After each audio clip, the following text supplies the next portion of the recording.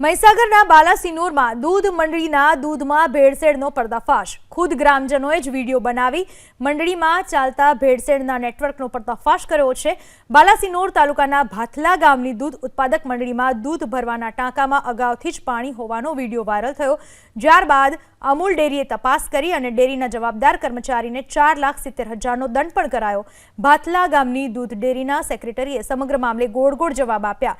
તેમણે બચાવ કર્યો કે ટાંકાની સફાઈ સમયે પાણી અંદર રહી ગયું હશે, પરંતુ ગ્રામજનોએ ટાંકામાં 200 લીટરથી વધુ પાણી હોવાનો આરોપ લગાવ્યો હતો।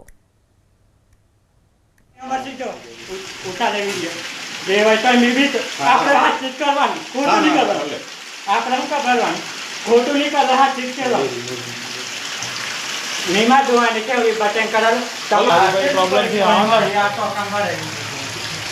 आओ तो खरा था मैं तो कम पानी है दूध वाल खोले फिर लगे दूध भरे पानी अंदर का भरा तो तरह मत